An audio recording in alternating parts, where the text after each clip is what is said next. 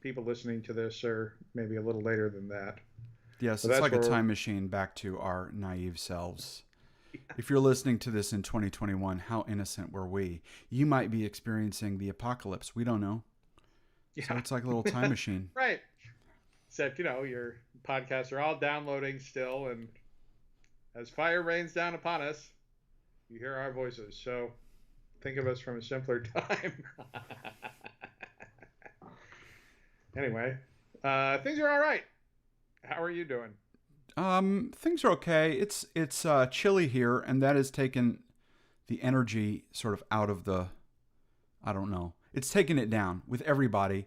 I finished up the semester right before Thanksgiving, and then we had Thanksgiving, which was pretty low key. But it's been like what I've found is that cleaning up a semester takes like a week's worth of solid work, and so I'm just now beginning to think, oh, I might get a break sometime. So it's that. That's good. You know, Yeah. Hooray. it's okay. Hoping to watch some more TV. I've gotten some in. I did finish Queen's Gambit. I'm current on Mandalorian. I am in the middle of The Crown somewhere. So it's going okay. Yeah, TV is our big avenue to culture right now in our current moment, and likely to stay that way for a while. I know this isn't something that we plan to talk about, but it was in the news yesterday and is probably Mm. likely to be um, on people's radars even in the future when they're listening to this in a podcast form. Uh, Warner Brothers announced that their entire 2021 slate of movies is going to be released on streaming platforms for television, uh, probably in some sort of a pay uh, VOD format, at the same time that they are releasing in theaters in compromised form, obviously, over the next year or so. And it is causing much consternation within the entertainment industry, a real belief that this is the death knell for theatrical exhibition in the United States, as studios scramble to find a dedicated place to release their stuff. I kind of misspoke. Warner Brothers isn't just releasing on VOD generally; they're going to be releasing everything to HBO Max. Mm-hmm. Um, Disney Plus did something similar last year. Well, this year, 2020, with the release of Mulan, where if you were already a subscriber to Disney Plus, you had the option of paying an extra $20 to add Mulan to your Disney Plus library permanently, but earlier than it would show up there if you were just paying the regular subscription fee. And that was the only way to watch that movie for a number of months.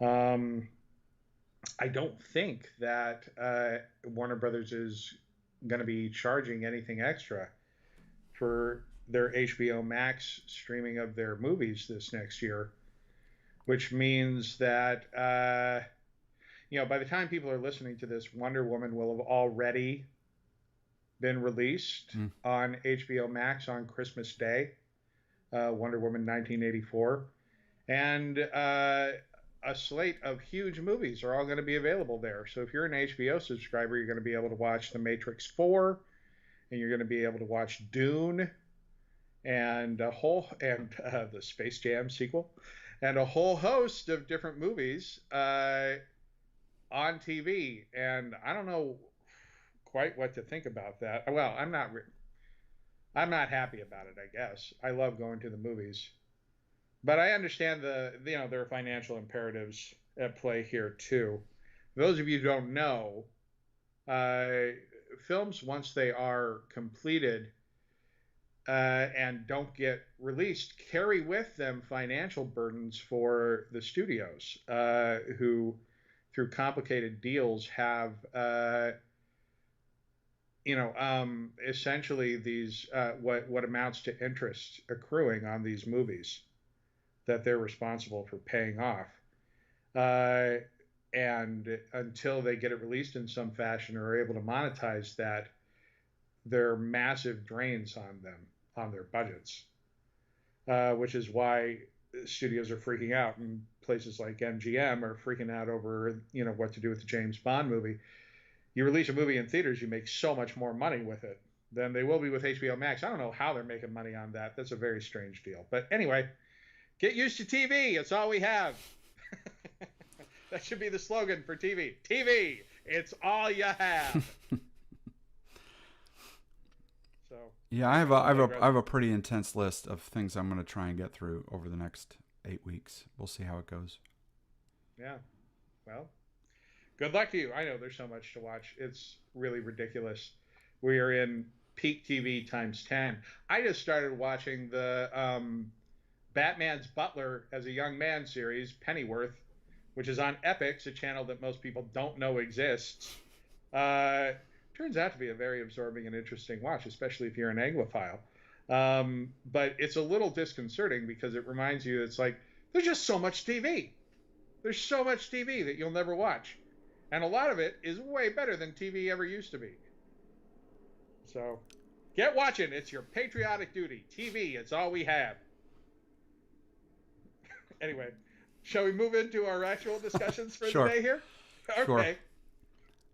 Sure. Well, what we, again, for those of you listening in the future, this is maybe the distant past that you'll be happy to have forgotten, but we are in the middle of an interesting moment where President Donald Trump is continuing to be president and arguing that he should be forever, I guess, or at least for the next 4 years.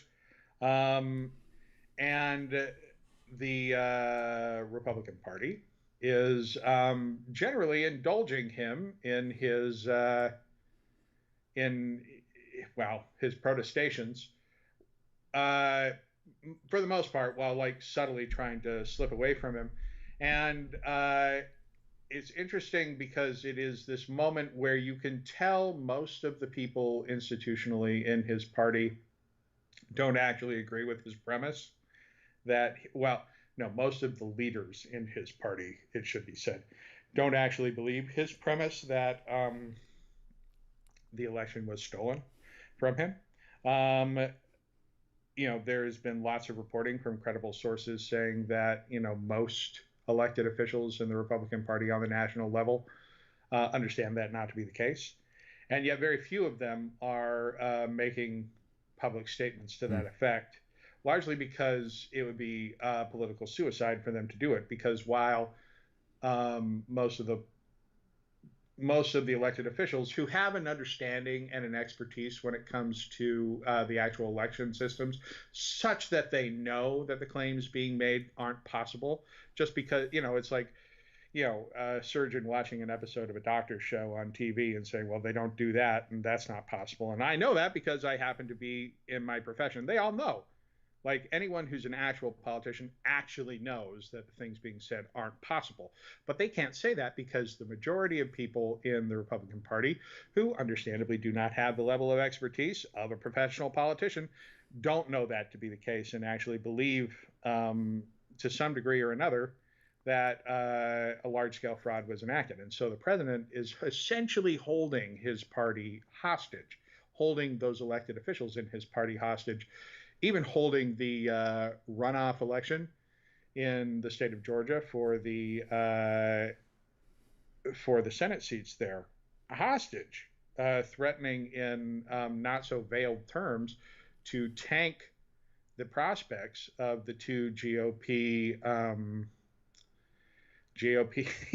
Senate candidates if they don't if they in particular and the state in general don't get on board with the premise that Donald Trump ought to have won the election there, which he didn't.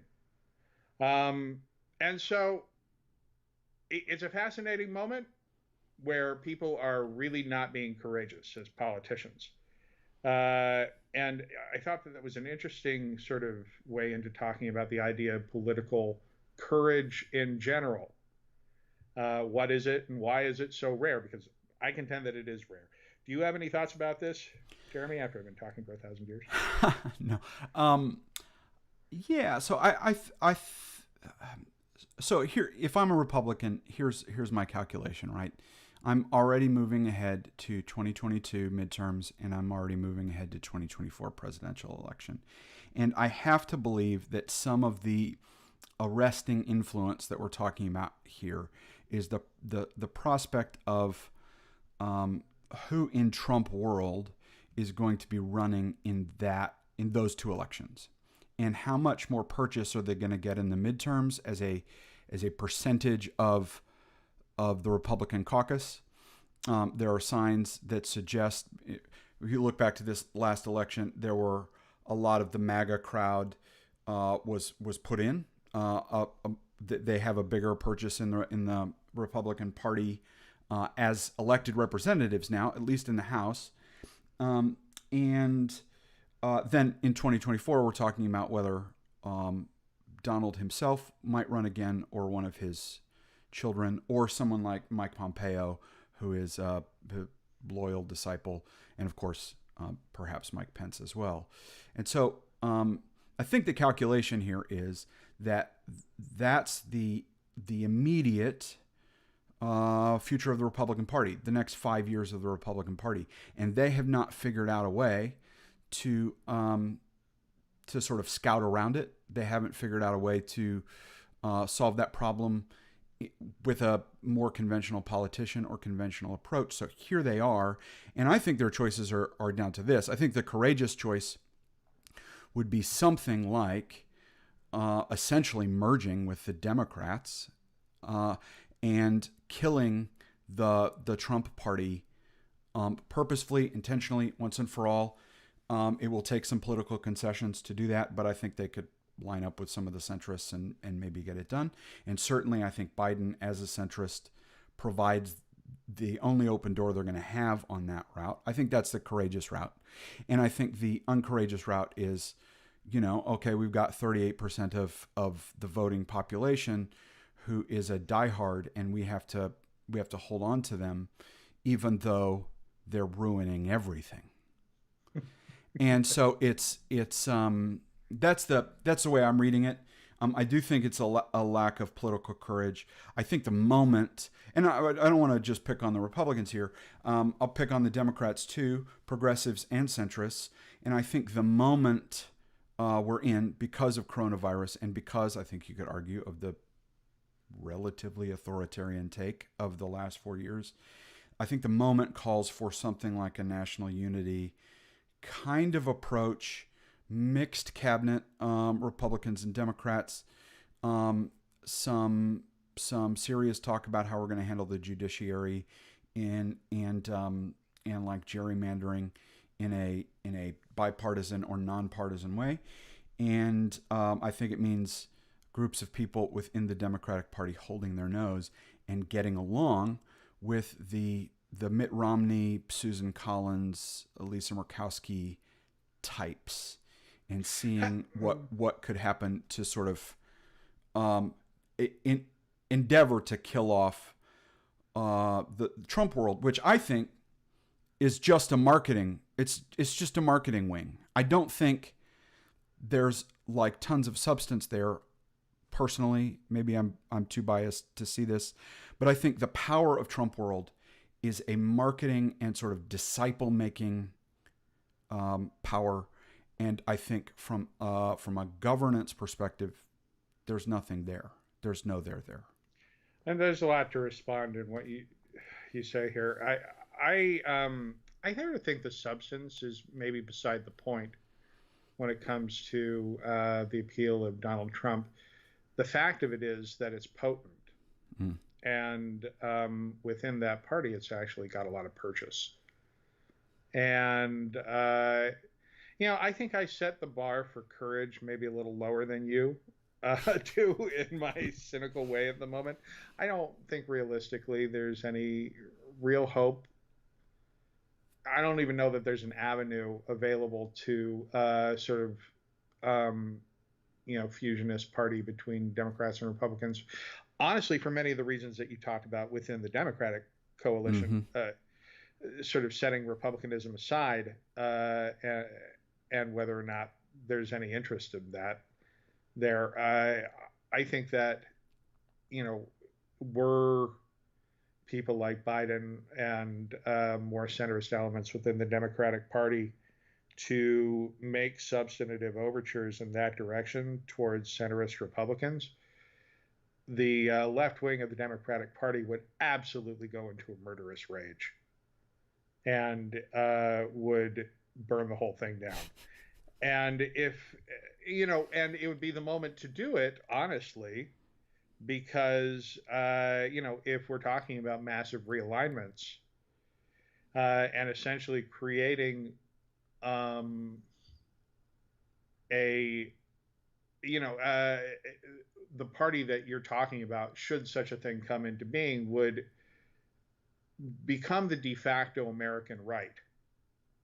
We would probably end. I mean, just playing this through, you'd end up in a situation like what they have in the UK or other countries with more parliamentary systems, where the party you're describing is the Tories, Mm-hmm.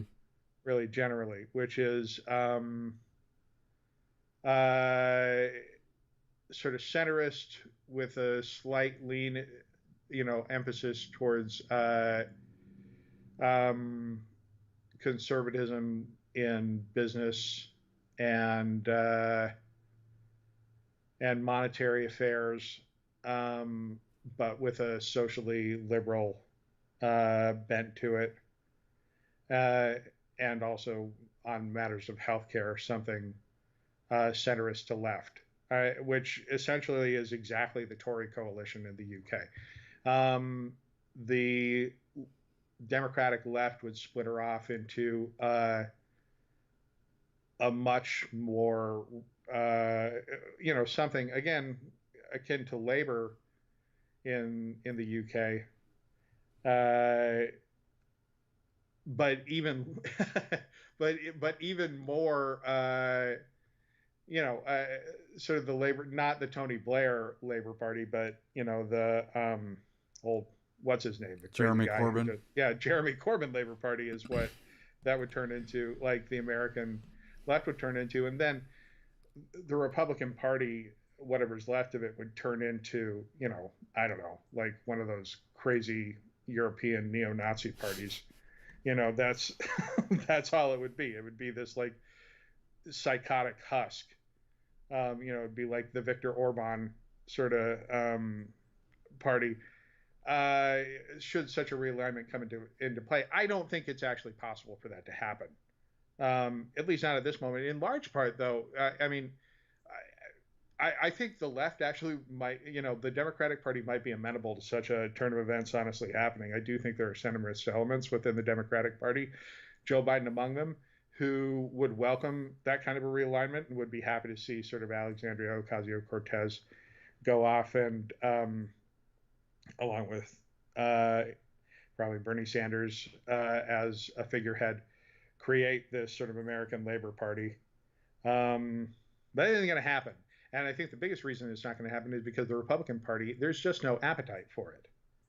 And it comes back to this question again of political courage, I think, at the end of the day. We've got this weird, what I think happened when Donald Trump was elected in 2016 is that the Republican intelligentsia in the, media, such as it is, if I'm being rude. But no, I mean, people who write for National Review and outlets like that were really shocked, along with the mainstream political elite in the Republican Party, at the appetite for Trumpism. And that shock continues to reverberate throughout that party. And most of the politicians on the national level are still, I think, trying to come to grips with the fact that, like, what Trump is selling is extremely popular with the people who are in their party. And bucking that is really hard. It's really hard. Mitt Romney, Lisa Murkowski, Susan Collins, these are all like people in very strange situations. And each of them is a specific thing unto itself. I think you'd have a very difficult time cobbling a movement together. And these are the only people who are openly who are openly, acknowledging the fact that the president is the president. And when you talk about political courage in moments like this, like that guy in Georgia, the official, and Yeah, this is going to be Secretary of long. State, Yeah, this will be Raffensperger. yes, long forgotten to the people listening now, but it's instructive as an example. State of Georgia is in an interesting place because the politicians there are suddenly having to push back hard, um, and it's like this hard against the Trump administration's narrative that they screwed up badly and were and and are responsible for the collapse of his administration. And people are standing up there finally and saying, "Hey, you're wrong. This has to stop." It's a very strange sort of political courage, but it stands out in this moment where the senators or the people trying to run for Senate there are these simpering cowards who are just willing to dance whenever the president tells them to. I think, and this is a prediction that will either be borne out or not by the time you're listening to it, I think it's going to make them lose, and not because they're supporting Trump and Trump is unpopular, but because it's in a place that is weirdly purple, like Georgia is. It's unattractive to see people so servile. And that's the thing that's happening in the party right now. And I think that maybe it'll be the death of this particular movement more than anything else. At a certain point, watching people be cowards is unpalatable.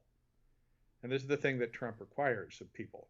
He requires that they subjugate themselves. I mean, that's essentially what he required of the people in Georgia, of the leaders there. It's like, say that you screwed up, say that you did a bad job, say that you're incompetent in support of me, and then you get to be on my team. And they all just had a little bit too much self-respect to be able to roll over and say, well, yeah, we did a bad job, when in fact they know they didn't. Right? And maybe that's a self-motivated kind of political courage, but it's more than anybody else over there is showing right now. Politics is in many ways the path of least resistance, and everybody's taking it. But I hope that there's a sort of self-correcting mechanism in that, wherein people will, I don't know, begin to find it unattractive. Well, that's the hope, isn't it? That the pendulum will swing back in the other direction. And the hope actually is, I think it doesn't swing too hard in the other direction, so that there's another reaction to the reaction. Um, I see what you're saying about, yes, there are instances of sort of local political courage, and I think that's happened in all of these sort of marginal states here and there. When I say marginal states, I mean the ones that are close. Right. And so it's exhausting. That's what I'll say about it. It is exhausting. And the thing that's frustrating, I mean, we focused on the Republican Party so much because it's the place where it stands out the most starkly, but there is this, question of how political courage will work in the Democratic Party, which is honestly going to become a bigger issue in the next 4 years. Uh, in a weird way, the way, how do you define political courage? I think that in my mind, it's defined by doing what you believe to be the right thing, even though it's unpopular and will probably be costly to you in some, significant political way. Uh, and I think it'll be interesting to see what sort of courage the Biden administration brings to the table in the next few years, because they're going to have to make some unpopular choices that will be unpopular with very loud people one way or another. And it'll be interesting to see where they decide to offend. My gut instinct is that they're probably more willing to offend the left, the Democratic left, than they will be uh, whatever moderates exist in the Republican Party, who I do think they will try to reach out to. um, but there's no like one. But that's going to change the terrain too, and then maybe they'll come up. I mean, it's hard. Political courage is a difficult thing to muster, and I think political principles, sometimes get in the way of it. Like, it's very easy just to say, "This is what I think. This is what I do," and from now on, that's the only thing I'm going to do. Well, and And that's the part of this that these are the people I can't understand personally. I understand the notion of having principles. Maybe I'm a sociopath. I don't know. I mean, I have some, but like, I always think that the circumstances sitting in front of you right now is the thing that requires your thoughtful, heartfelt response, and not your principles. Actually, an understanding of the people and the context and all of that. That is what I don't think it's courageous particularly. It depends on the context, but I think like that's the way to approach things as a human being. And the folks that we elect who are only there because of whatever principles they bring, and that's what they enact every time, which I think goes back to a lot of the Supreme Court debates we've had in recent years, which is like, we don't want a human being who's evaluating the context and the law and all of that. We want somebody who's sort of so foundationally oriented towards principles, like sort of made up constitutional principles that are going to follow that rubric every time. And I think that's where we get into problems, right? I think you're right. And also, it's compounded by the fact that in our country in particular, there's this idea that adherence to principle is a courageous thing. And there are situations in which that's true, not just our country. I think that it's just this general, it's generally true, right? Think like a man for all seasons, right? Mm-hmm. And standing up against what's unpopular, even if it means your death. This is the story that principled people tell themselves. They're all standing up to King Henry VIII and willing to get their heads lopped off. What I think is more complicated and more difficult to deal with is, what if your adherence to principle actually happens to be very popular among the people it's important that you are popular with. And in fact, deviating from your principles might be the more courageous thing and necessary thing and smart and compassionate and pragmatic thing, for success. And at that point, your adherence to principle just becomes, really does become about not wanting to abandon something that's politically advantageous for you, and also becomes about your own personal ego Mm-hmm. and your pride. Um, I see that in politicians on both the left and the right who have really told themselves a story that they are heroes and that they are heroic for owning the position that happens to be very popular with their particular constituents. And that by going into Washington and coming face to face with people who disagree with the set of beliefs that got them elected, they're being principled heroes. Could be they're just being assholes. And, really jumped up, self important ones at that. So, I don't know. Deserves some thought. Sometimes you're a hero when you're principled, and sometimes you're a jerk. All this reminds me of I, when we were talking about Shakespeare connections. I think this settles onto Richard II for me, and who is being principled in that, which character, Richard or Bolingbroke, Right. and for Right. what reasons? And the answer is yes, and no in both Yeah. cases, right? No, I mean that's a great. That's a fantastic. Shakespeare brings amazing political insight into that, where Richard is being very principled and he's very, very unsympathetic.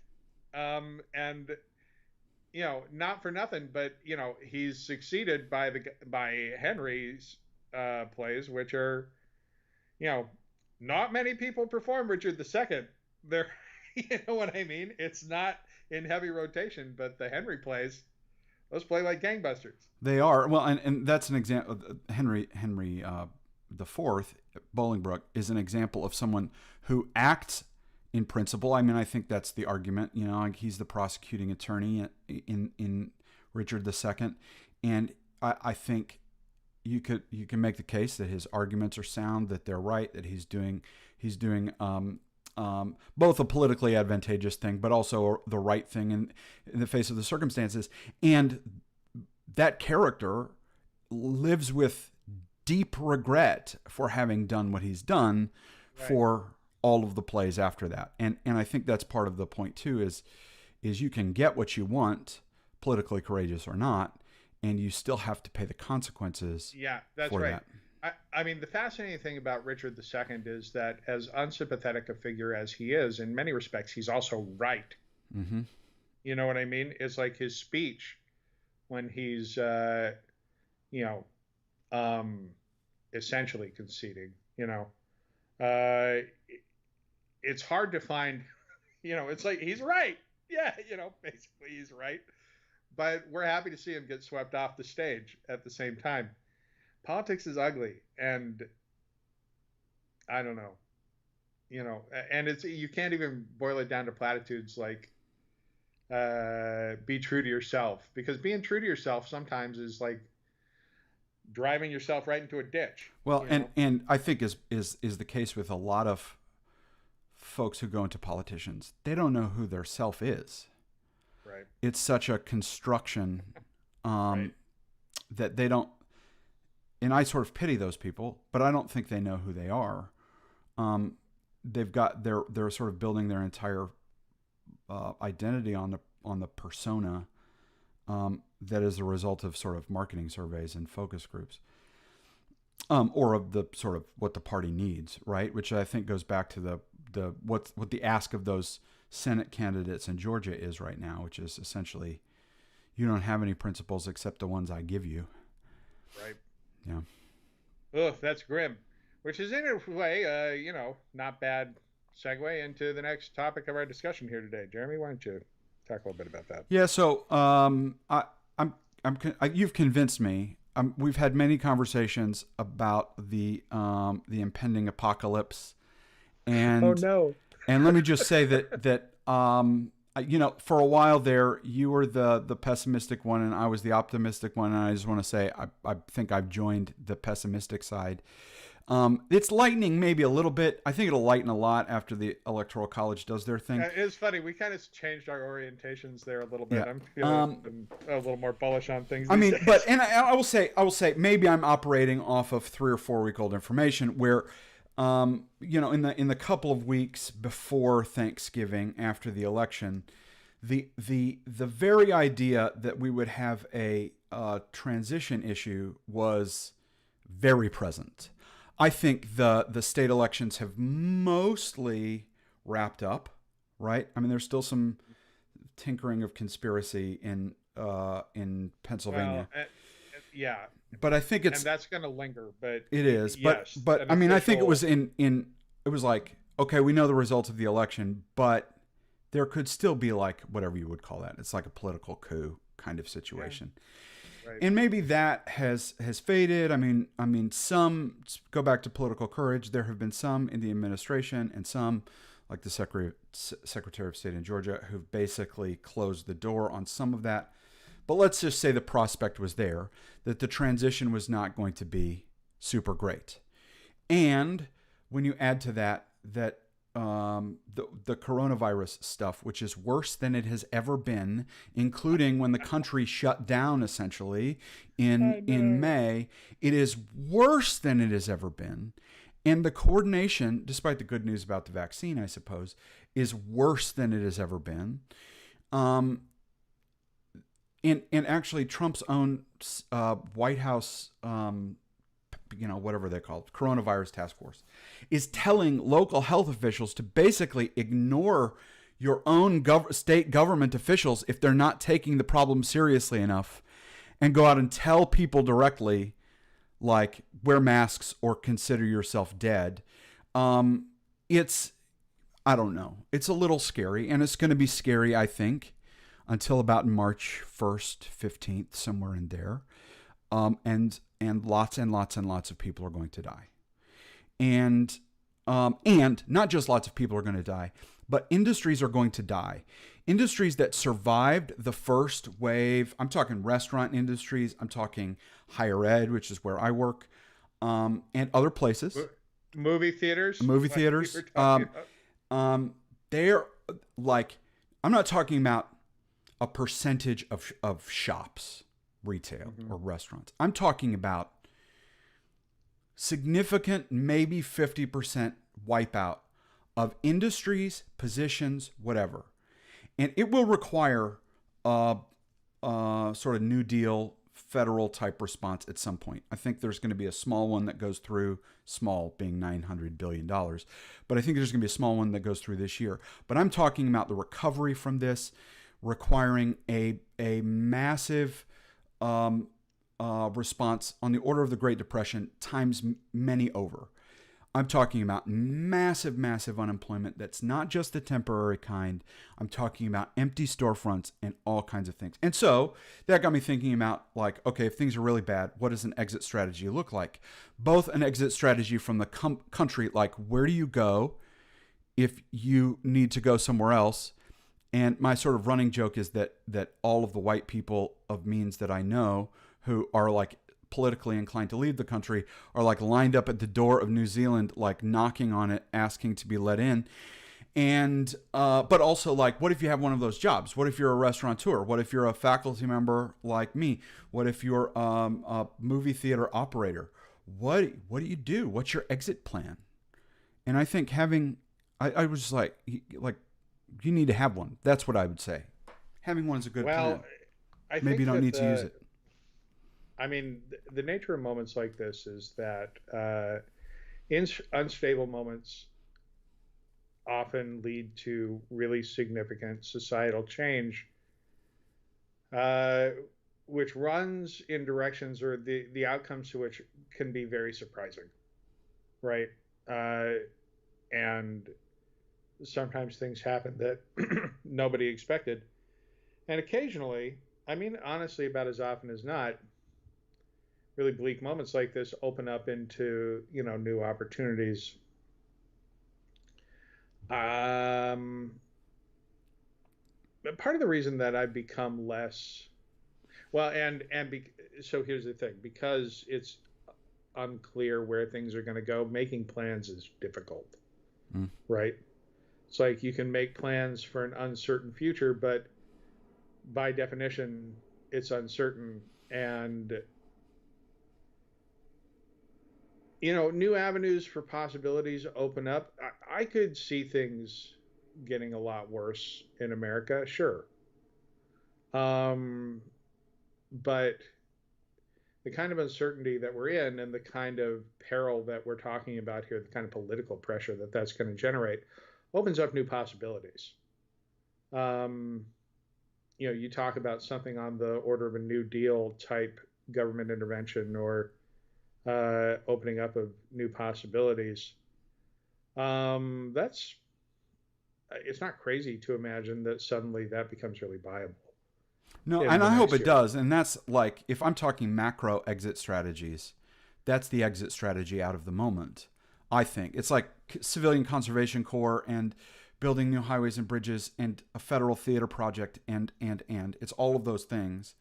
Yeah, that's the macro the exit project. I think. And yes, the other thing I would say is this: Americans in the past, like part of the thing that's good about our country is they innovate their way out of issues, and that has happened to some degree with the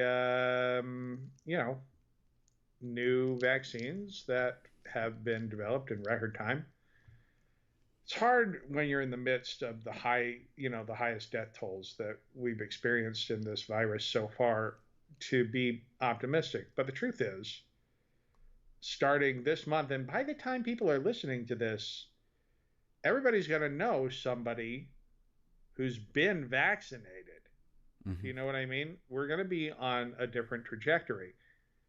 And it is entirely possible that all the pent up demand that has accrued over the last year is going to explode across this country. Yes, there are specific businesses that are going to have suffered and gone under, and there will be people suffering. But it is entirely possible that this huge new wave of demand suddenly overtakes the country and starts the engine back up at like a really, at a really high rate. Well, You know, and don't get me wrong. I mean, and I don't want to be trivial with matters of life and death, and I hope I'm not being. But there's the old adage, "Never let a crisis go to waste." And I right. think there are. So I'm going to talk about my industry and the organizational level for a second. I'm in higher ed, um, and I consider myself a pro faculty person through and through. But if I'm an administrator, and I'm not, but if I am an administrator of a higher ed organization, I can look at it, anyone that I've been associated with over the last generation, and see bloat. Now, as a faculty member, I say that bloat is justified in a lot of ways because of the kind of teaching and learning that is not supposed to be efficient and professional and businesslike. It's not supposed to do those things. But I can look at it and say, as an example that I've personally experienced over the last 12 years or so, there are tons and tons of folks that we went to graduate school with who would like to have jobs on the faculty. Tenure track, not tenure track. They just want to teach. They want to use what they've learned, and they can't. And the reason that they can't is because everyone's stock portfolios went down in 2008 and never fully recovered. So you have people who are 68, 72, 74 who could easily and would easily have chosen retirement, but are still stuck around. So there's this sort of top heavy set to the organization, the highest paid, the longest tenured people there, who probably really do need to like find something else to do, i.e. retirement. Well, You know right. what I mean? And so That's not a problem that's going if anywhere I'm an anywhere administrator, soon. and this is across a lot of industries, it's just Yeah. higher ed has tenure, Eh, at least sort right. of still, and it creates a barrier for doing what other businesses could do more efficiently and more quickly. But I think we're going to see something on the order of a quarter of higher ed jobs programs eliminated, a true consolidation of sort of what education is and what we're offering. I think that's coming down the pike. Well, sure. I think you're probably right. And something commensurate to that is going to happen in all sorts of industries. But that is going to create a massive political pressure, which is going to cut across party lines. And I think that, if the last few years have been instructive in anything, it's that when there is a sudden political imperative, people's principles go out the window real quick. Like, the Republican Party reshaped itself around, like, jettisoned a whole set of things that were theoretically core principles when Donald Trump proved to be popular and, was willing to be sort of loosey goosey on all sorts of, things that were theoretically bedrock principles for them. And, I think that the possible is going to be a lot bigger in the next little while. And we'll just see what comes of it. America is a country with a lot of resources, even in this weird moment. And it's just a question of where to marshal them and where to put them. And I think we'll figure it out. You don't need to make an exit plan. It wouldn't matter if you had one because the world's not going to look like you think You it can't will. fly anywhere anyway right now, Yeah, that's unless right. you're wrapped in saran wrap. So Well, in our final moments of the podcast, we want to return to our ongoing discussion about the play that we are writing, Jeremy and I, Falstaff's Son, and continue through our list of questions to consider about characters, our main characters who we're looking at here, the boy, Falstaff's son, um, John Falstaff Jr., if you will. And we went through 10 of our questions, 10 of the NaNoWriMo character questions about to consider about these characters, and we're going to discuss the next group of them here. So, picking up with number 11, speaking style, fast, talkative, monotone, etc. What are your thoughts about the speaking style of our boy here? I think it changes. For me, it changes over the course of the. We're seeing this guy's lifetime. So, and we have some cues from the Shakespeare text about how he talks as a boy, which is this in sort of pretty witticisms, cute little turns of phrase, references to his reading. I mean, he brings in like poetical quotations essentially, or references, and so I think we see a sort of youthful version of that Falstaffian wit, that's a little capricious. And Yeah, then, but you sort of but also I think more straightforward than his is. It's not so sort of duplicitous mm-hmm, as Falstaff's is. I always kind of imagined a very, at least as a boy, a declarative sort of style in mm-hmm. some ways. Yeah, and I think Um, for me, it just matures over the course of the play to something that is sort of truly poetic and reflective. I mean, we know what we're doing with that character, and sort of the command of language that it has, sort of later in its life, and so right. I mean, to remind folks listening who are following this, whoever you are, um, the first lines spoken in the play are in fact by the chorus, who we come to find out is that character, and his command of language and is patterned after the chorus from Henry V, who we're stipulating is the same character, and is very well spoken, and but does also sort of bring in that poetry and and whatnot that you talked about. So yeah, in a more mature way. So anyway, moving on. Number 12, pet peeves. What do we think are the pet peeves of the boy? if I had to name one big one that's sort of a personality trait more than a behavioral trait, if that makes sense, is that he doesn't like to be controlled. And I come to that from when I think about the we're sort of dealing with these two father figures for the boy, right? Falstaff is one, and Hal is the other. And I think the common thread between those characters is that they don't like to be controlled. They like to be the controller, and so I could see us dropping in some stuff on a micro level and a macro level where we see that. That's an He's being interesting sort of thought. stewarded to do something, and he wants to push against it in some way. Well, sure, but which is interesting because really, as we've conceived of him so far, though, his whole life is about essentially being subservient, right? Uh, First to Falstaff, then more broadly to the military, and then eventually to Henry himself. In positions of service. So if that really is something he chafes against, it'll be interesting to see how that plays out, because that kind of is his life to some degree. Do you have any other pet peeves? You I think he dislikes having to clean Falstaff's soiled breeches. That's a metaphor, that is a pet peeve. if nothing else.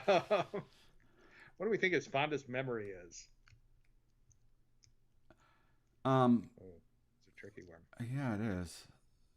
I mean, I suppose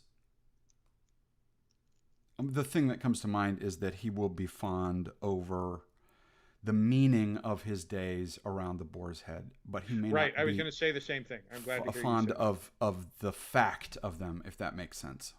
Yeah, I mean, it'll be some sort of memory of the countless nights. Well, not countless, but many nights in his early life as Falstaff's, servant spent in this raucous place with these interesting characters and feeling a sense of warmth there. We something we've already sort of done early on is sort of established the Boar's Head as a place that's chaotic, but also a place that's fundamentally sort of safe, oddly, and where the boy actually feels loved by people.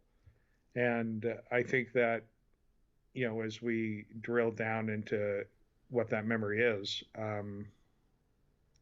it'll be something around there. Hobbies or interests. So this is sort of a hobby, maybe, and possibly an interest. But I'm interested in seeing what his relationship to alcohol is, because it's my belief that his father figures have a pretty dark relationship to alcohol, and I'm interested to see like what we would play around with there. I just think there's something to say or nod to. I think there is too. So this would maybe be possibly a negative interest, like, or also too, depending on what his relationship with drinking is. There is a part of me that wonders if maybe he feels an aversion to that, because of it, or maybe he doesn't. I also think, I mean, the text, the Shakespeare text, points to him as a reader. So there's a hobby there. Yeah, that's that right. I think is pretty distinct from a lot of other characters in the universe. That's true, and in keeping with again the idea of him as the prologue that or the chorus character that's fitting. Okay, well, our time is basically upon us. We can leave this list here and pick it up again next time. This is an interesting discussion, but and all we have to do is write it. Well, yeah, we're doing that too. This is helpful. Yeah, it is. Helpful and clarifying. All right, my friend. Right. Well, happy holiday season. I will see you again soon. As always, if you're listening out there, let us know that you're listening. You can comment on this very video, and we will see it and respond to it. But also, you can email us. The email address is hours, HOURS, @sweetteashakespeare.com. We would love to hear from you, and we will fold that into the show. If you want to like complain about us in any way, we'll say your criticisms in funny voices, and I think we'll have a good time. Anyway, until next time, thank you all for joining us. Ta-ta for now. Thanks. Bye-bye.